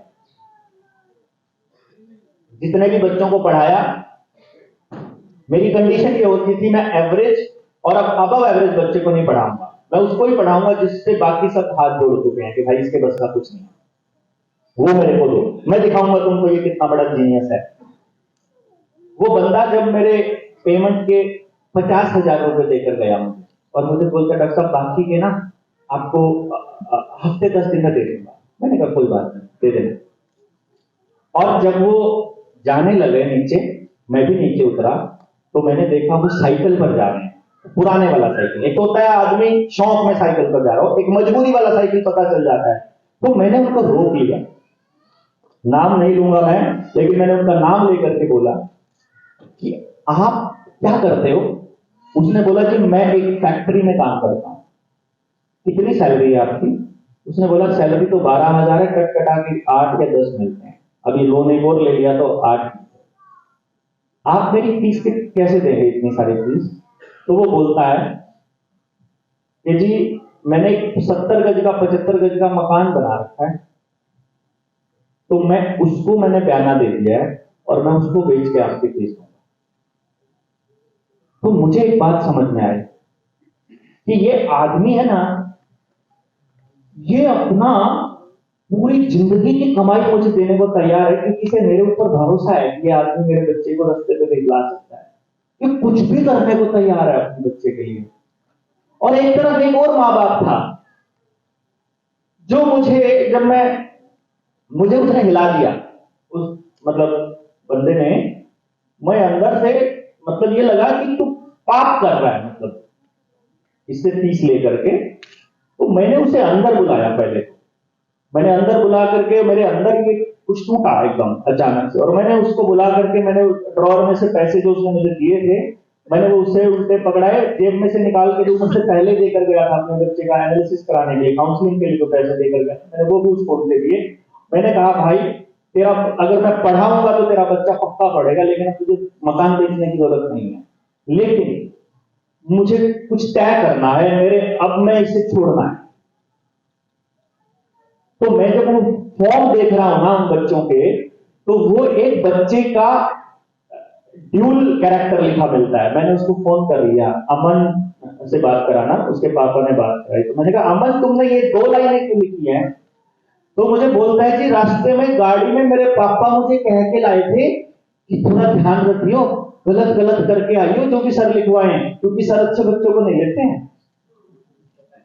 सिर्फ नकम्मे बच्चों को लेते हैं। तो माँ बाप मेरे सेंटर को नंबरों का ही दुकान समझ रहे हैं। मतलब मैं तो क्रांतिकारी बन रहा हूं कि मैं बच्चों को बदल रहा हूं, और ये तो नंबरों की दुकान चाहिए इनको अपने बच्चे से कुछ नहीं चाहिए, ये तो पैसा पूरा करने के चक्कर में अपने बच्चे से। तो मुझे रियलाइज हो गया अब मुझे बंद करना है। अब मैं पढ़ाऊंगा नहीं, बल्कि हर माँ बाप को यह सिखाऊंगा कि आपको अपना बच्चा कैसे पढ़ाना है। तब मैं गाऊंगा, क्योंकि शहर के आदमी की तो दिक्कत है। शहर का आदमी कौन है मालूम है? मैं शहर का आदमी हूं। मैं कौन हूं कि जब मुझे गांव में दिक्कत लगी ना कि गांव में ये समस्या है, तो मैंने बैठ के गांव में चर्चा नहीं करी, मैं भाग गया वहां से शहर में। मैं भाग आया, यहां कुछ नहीं रखा, शहर में चलते हैं। और मैं शहर में आके बसा, और मैंने वापस गांव को आज तक कुछ वापस दिया ही नहीं, सब लूट के। मतलब मैं जब पढ़ा ना, अपनी जिंदगी के जो असली जो जीवन मैंने जिया वो गांव में जिया, सारा खाया गांव से, गांव ने सारे ने कर करके मुझे पाला। और जब वापस गांव को देने की बारी आई तो मैं शहर आ गया।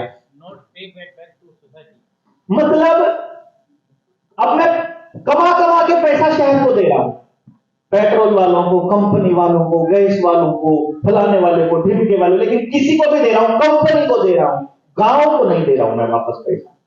तो गांव खोखले हो गए, और गांव का आदमी जो मतलबी था सब गांव छोड़कर भाग गए। अब वो पलायनवादी सोच के लोग हैं। इसलिए मैंने सोचा कि ये पलायनवादी लोग हैं ना जो शहर वाले, ये तो पैसे से खरीद लेंगे सब कुछ। इनको तो कोचिंग भी खरीदनी आती है, इनको तो होम ट्यूशन भी खरीदनी आती है, इनको तो सीट भी खरीदनी आती है, ये तो सीट खरीद लेंगे। गांव के आदमी का क्या जो रह गया। इसीलिए मैं गांव में उतरा। उससे पहले मैं पीएम के पास गया, 2015 की बात बता रहा हूं, प्रधानमंत्री कौशल विकास योजना, ऑन रिकॉर्ड बोल रहा हूं बिकॉज मेरे पास तो दस्तावेज पड़े हैं। जब मैंने पीएमओ में बैठ के प्राइम मिनिस्टर को यह बताया, ये मौजूदा प्राइम मिनिस्टर जिसने प्रधानमंत्री कौशल विकास योजना चालू करी, कि मेरे पास वो टेक्निक है, मैं 3 साल की उम्र से लेकर किसी भी बच्चे को यह बता सकता हूं इसका बच्चे का जन्म किस तरह के काम करने के लिए हुआ है, इसकी अल्टीमेट हैप्पीनेस कहां है, ये बच्चा असल में खुश कैसे रहेगा मैं बता सकता हूं। और मैं पूरी टेक्नोलॉजी पूरे देश को फ्री दे सकता हूं। मैंने आज तक कभी गांव को समाज के लिए अगर अपनी टेक्नोलॉजी, क्योंकि मैंने जब इसको बना रहा था, जब मैं इसको तैयार कर रहा था, तो मैंने अपने आप से और परमात्मा से प्रॉमिस किया था कि मैं इस विद्या का इस्तेमाल कभी भी अपने लिए लग्जरी खरीदने के लिए नहीं करूंगा। और उसी वजह से हमने ये नियम बनाया था कि इसको समाज अगर लेना चाहता है, अगर सोसाइटी इसको लेना चाहती है, स्कूल इसको लेना चाहता है, तो आइए हम बैठकर चर्चा करते हैं। ये सेमिनार जो आपका यहां किया है ना, ये इसलिए किया है कि एक बार ट्राई करके देख लेते हैं भाई, क्या पता समझ में आ जाए पलायनवादियों को भी।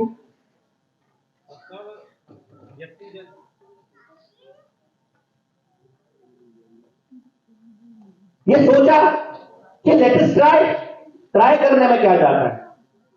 जब 2015 से पहले की बात बताऊं, जब मैंने बंद किया पढ़ाना, प्राइवेट स्कूल में अगर किसी प्राइवेट स्कूल के स्टेज पर चढ़ता था तो स्कूल पर चढ़ने का मैं 3.5 लाख रुपए चार्ज करता था। आज यहां आपको बताने के लिए अपनी जेब से पैसा खर्च किया इन साथियों ने। उन्होंने कहा नहीं डॉक्टर साहब हमको करना है।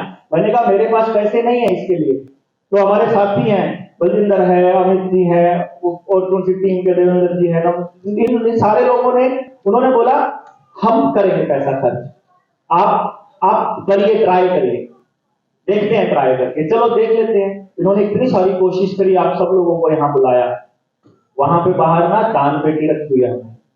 किसी को लगता हो ये सारा खर्चा इन लोगों ने किया, मेरा एक पैसा नहीं लगा, सही बताऊं, लेकिन ये भी हजारों में बना होगा, ये भी सारी चीजें इतनी खर्चे में आई होगी, क्या मुझे आई डोंट नो कैसे किया इन लोगों ने, लेकिन इन्होंने मुझे कहा कि आप चर्चा कीजिए, हम करते हैं। मैंने कहा यार ये आप लोग कर रहे हो तो लेट अस ट्राई कि आपसे बात करके देख लेते हैं, क्योंकि जब तक समाज की सोच नहीं बदलेगी हालात नहीं बदलेंगे। हालात बदलने के लिए पहले आपको यह मानना पड़ेगा कि जिस रास्ते पर भी आपके बच्चे का स्कूल है वो रास्ता गलत है, समाज जिस रास्ते पर है वो गलत है। 40 के 40 बच्चे जो आपके बच्चे की क्लास में हैं, यूनिक हैं, अद्भुत हैं, अद्वितीय हैं, परमात्मा का रूप है। आपको उनके परमात्मा को निखारना पड़ेगा। आपके पास ऑप्शन नहीं है। अगर चाहते हो कि मरते वक्त अंदर शांति रहे तो उन बच्चों पे काम करना शुरू करना पड़ेगा। ऑप्शन नहीं है आपके पास। मैं तो आराम से ठाट से सोता हूं, मेरे पास तो आधार कार्ड भी नहीं है, मैं बताऊं। बैंक अकाउंट में ट्रांजैक्शन किए हुए 9 साल हो गए। मैं अपना जीवन कट रहा है अपना आराम से।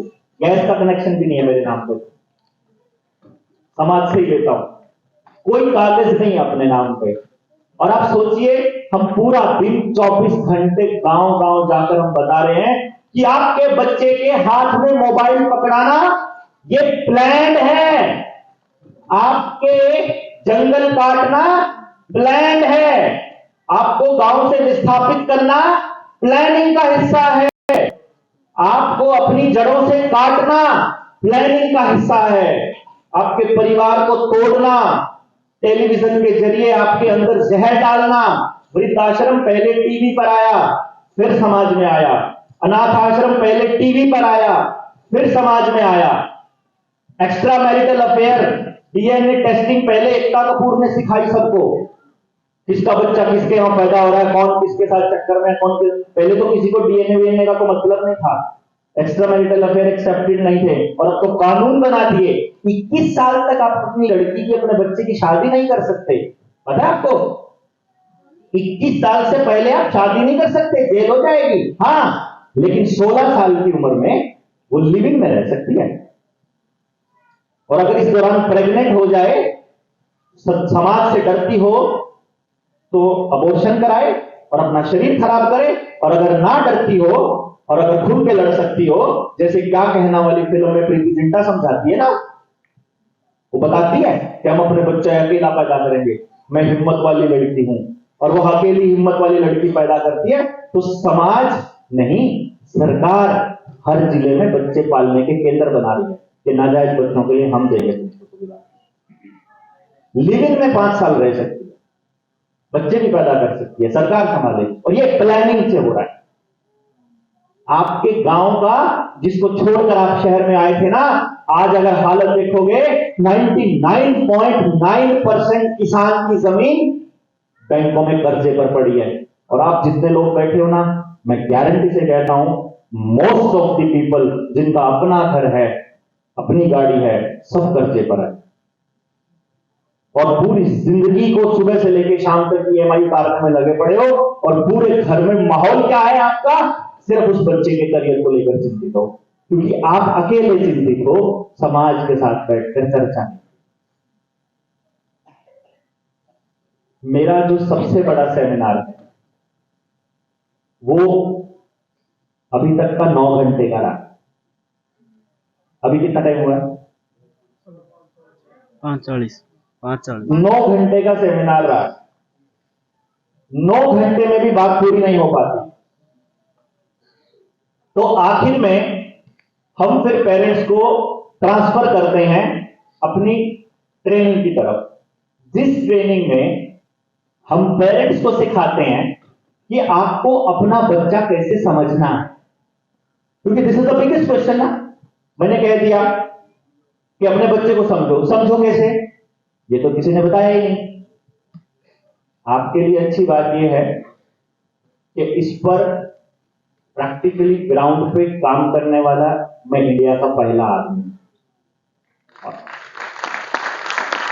और आपके पास सारा नॉलेज फर्स्ट हैंड आएगा, फर्स्ट हैंड, दुकान में नहीं आएगा, क्योंकि ये मेरा बिजनेस नहीं है। था, मतलब कभी था, वो ट्रेनिंग में जब किसी प्राइवेट स्कूल को देता था तो 10.5 लाख रुपया चार्ज किया था, करता था हमेशा, जिसको भी देता पर बच्चा चार्ज करता था। सोचो कितना बड़ा स्कोप है। आप पेरेंट्स सारे खर्च करने, आपके ही शहर के 2 स्कूल की प्रिंसिपल से मैं सेटिंग कर चुका था। प्रिंसिपल को 10 लाख रुपया दे दिया कि तुम इसको लागू करवा दो। पेरेंट्स तो पागल नहीं है, जितना मर्जी पागल बना लो अपने बच्चे का फ्यूचर दिखा दिखा के, उनको तो लाइन में लगाओ। 4000 बच्चा स्कूल में था और हमने कहा मात्र 10,000 लेंगे, 2,000 तुम लेना बच्चे का। 4 करोड़ रुपए एक स्कूल से कमाई इतनी हो सकती है, इतनी बड़ी है। अगर आपके बच्चे को कोई, मेरी जो अपॉइंटमेंट की फीस है वो 1.5 लाख रुपए आता है, लेकिन मैं उतने लोगों से मिलता हूं जितने लोगों से मेरा घर चलता है। अब आगे क्या, आगे क्या है? आपको पैसा खर्च करने की जरूरत नहीं है, एक बंदे को भी आप सारे के सारे पूरी ट्रेनिंग, पूरी नॉलेज फ्री ऑफ कॉस्ट ले सकते हो, 1 रुपया नहीं देना है। अगर आप समाज के लिए करना चाहते हो तो, केवल व्यक्तिगत लाभ के लिए करना चाहते हो तो किसी को कुछ नहीं होने वाला, फिर अपने पास समय नहीं। हम एक मिशन पर हैं जिसमें हम अपने बच्चों के लिए एक ऐसा एजुकेशन सिस्टम तैयार करना चाहते हैं जिसमें क्लास के 40 बच्चे अपने नेचुरल टैलेंट के हिसाब से सीखें, स्कूल उनको तैयार करे, समाज की मदद से तैयार हो, और उसके बाद समाज में स्थापित करने का काम स्कूल और समाज करे, ना कि सारा प्रेशर बच्चे पर होना चाहिए। हमको लेना पड़ेगा ये प्रेशर। आज सारा प्रेशर अपने बच्चों पर है, हमको ये लेना पड़ेगा। मैंने गांव में जाकर के कहा कैसे होगा डॉक्टर साहब? मैंने कहा देखो, तुम्हारे सारे गांव के बच्चों को उसके पास क्या क्या टैलेंट है हम सिखा देंगे, हम बता देंगे, सबका पता चल गया। कैसे टीचर चाहिए वो सब आप इकट्ठे होकर के गांव में बुला लोगे, हाँ हो गया। उसके बाद क्या करना है आपको? उसके बाद एज अ पेरेंट आपको ड्यूटी देनी है। ऐसे आप किसी ग्रुप हाउसिंग सोसाइटी में जहां भी रहते हो वहां आपको ड्यूटी देनी है। गांव में अगर 500 घर हैं और 5 घरों की ड्यूटी एक दिन लगती है तो 100 दिन के बाद नंबर आता है। तो क्या आप 3 या 4 महीने में अपने बच्चे के लिए एक दिन की ड्यूटी नहीं दे सकते? इतना सा काम है बस, खाली मुश्किल है क्या? बट अगर ये समाज के तरीके से काम हो, अगर हम अकेले, अगर मैं सोचूं मैं अकेला बदल दूं, आप सोचो अकेला, पॉसिबल नहीं है। आपको पूरे समाज की सोच पर काम करना पड़ेगा। तो यदि हम एक आह्वान करें कि अगले सेमिनार में हम लोग इस हॉल में पूरा खसाखस भरा हो तो कैसा रहे? हैं? पॉसिबल है? और ये मैसेज की समाज को हमने तैयार करना है। उसके लिए हम 19 नवंबर को करनाल में एक बड़ी रैली का आयोजन कर रहे हैं, सिर्फ इसलिए कि लोगों के अंदर ये सोच जाए कि अपने बच्चों के लिए आपको काम करना पड़ेगा। सरकारें नहीं करेंगी, जान लीजिए। किसी डीसी ने ठेका नहीं ले रखा आपके बच्चों का, बच्चे आपके बर्बाद हो रहे हैं, जिम्मेदारी आपको लेनी पड़ेगी। किसी नेता ने नहीं ले रखा, उनको खूब पैसे मिलते, किसी बिजनेसमैन, किसी स्कूल वाले ने नहीं है। आप जाइए तो स्कूल वाले आपको मिलने भी नहीं देते जनाब। स्कूल वालों के पास नहीं है इतना समय। आपकी मैडम से जाकर आप बोलोगे ना कि मैडम मेरे बच्चे के लिए ऐसा ऐसा, इतना समय कहां होता है हमारे पास, इतना टाइम कहां होता है, इतने सारे बच्चे हैं, इतना सारा काम होता है, यूनिट टेस्ट होते हैं, पेपर लेने होते हैं, चेक करने होते हैं, ये काम होता है, ऐसे बोलते हैं ना। टीचर्स की ड्यूटी लगती है बोर्ड में, राशन कार्ड में समय नहीं है सर। ये तो सरकारी की बात बता रहे हो, प्राइवेट वाले के पास भी समय नहीं है, जितनी महंगी फीस ले रहे हो। किसी के पास समय नहीं है। जिस कोचिंग सेंटर में भेज रहे हो उसके मालिक के पास भी समय नहीं है, वो भी बड़ी स्क्रीन पे पढ़ा रहा है, और वो भी पढ़ा रहा है, समझा नहीं रहा, समझ नहीं रहा है। सिर्फ 20 लोगों से ज्यादा इंटरेक्शन नहीं कर सकता भाई साहब। जिस भी स्कूल में 20 से ज्यादा बच्चे एक क्लास में है, जिस भी स्कूल में है, अगर आपका बच्चा 20 से ज्यादा बच्चों में पढ़ता है, यकीन मानिए हटा लीजिए अपने को, कोई फायदा नहीं है। कचरे में डाल रखा है, समझो आप, कचरे में। टीचर से बात हो ही नहीं सकती भाई साहब। बच्चा अगर टीचर के साथ अगर टीचर आपको पर्सनली नहीं जानता, आपको कहां कहां फुंसी फोड़े हो रखे हैं, कब बीमार हुए थे कब नहीं, पूरे घर के हालात क्या है, यहां तक अगर टीचर को नहीं पता है तो आपको ऐसे टीचर के पास अपने बच्चे को नहीं भेजना, क्योंकि वो बच्चा माँ बाप से ज्यादा कनेक्टेड होना चाहिए बच्चे के साथ, वो टीचर के साथ। लेकिन वहां तो कनेक्शन जीरो है, जीरो है ना जी, जीरो कनेक्शन है, जीरो। क्लासरूम में जीरो, ट्यूशन पर जीरो, इंस्टीट्यूट पर जीरो, स्कूल में जीरो, समाज में जीरो। तो जब कहीं कनेक्शन ही नहीं है तो बच्चा सीखेगा किसके लिए, समझेगा किसके लिए, करेगा किसके लिए? फिर तो वो वही करेगा जो टीवी में आ रहा है। और टीवी में क्या आ रहा है मालूम है? छोटे छोटे बच्चे जो आपके कार्टून देखते हैं ना, उनके कार्टूनों पर थोड़ा नजर डालो, खुद भी थोड़ा देख लो, उसमें लड़का लड़के को किस कर रहा है, लड़की लड़की को, वो उसको लेस्बियन और गे बनाने की दिशा में काम कर रहे हैं। ये कल्चर बनाया जा रहा है आपके बच्चों का, एंड इट्स ऑल प्लान्ड। ये पूरा प्लानिंग से हो रहा है। निडर इंडिया वाला मेरा चैनल है, उस पर जाओगे तो उसको पूरा का पूरा आपको अभियान नजर आएगा। आपको नजर आएगा कि खेल केवल मात्र इतना नहीं है, आपका स्कूल, आपका कल्चर, आपका गांव, आपकी सोसाइटी, आपका भाईचारा, आपका अपना आत्मविश्वास। सड़क पे निकलते हो, अंदर 24 घंटे क्या रहता है, कहीं चालान ना हो जाए, सीसीटीवी कैमरे लगे हुए हैं, कहीं पुलिस वाला ना खड़ा हो, ये रहता है 24 घंटे। बिल ज्यादा आ गया, कहीं कोई ज्यादा जुर्माना लग के ना आ जाए। 24 आवर आपके अंदर की फीलिंग रहती है कि मैं चोर हूं। नहीं, ये वाली फीलिंग तो चोर की फीलिंग होती है ना, जो रहती है अपने में। हमने, हमारी समाज में, हमारे चुने हुए लोगों ने ऐसा तंत्र बना दिया कि हमको चोर वाली फीलिंग आती है। और समझ में आ नहीं रहा क्या करना है। आप लोग अपने बच्चों से रिलेटेड कुछ इश्यूज पर बात करने के लिए आए थे यहां पर। जब आए मैंने आपको इन जनरल थोड़ा सा बताया कि ये चीजें ऐसे हो रही हैं। अब कैसा रहे यदि हम एक क्वेश्चन आंसर सेशन कर लें? क्या कहते हैं?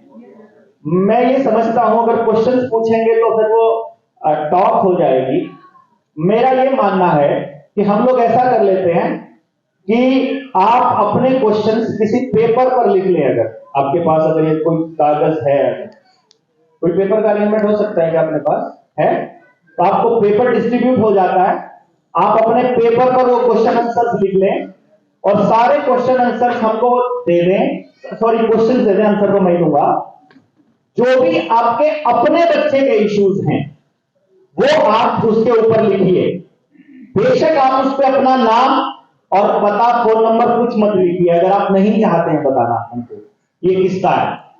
मतलब जिसका भी सवाल आएगा वो पेरेंट्स का ही है, तो हम सबके क्वेश्चंस ले लेते हैं और सबके फिर मैं रिप्लाई कर देता हूं जितना हमसे हो पाएगा।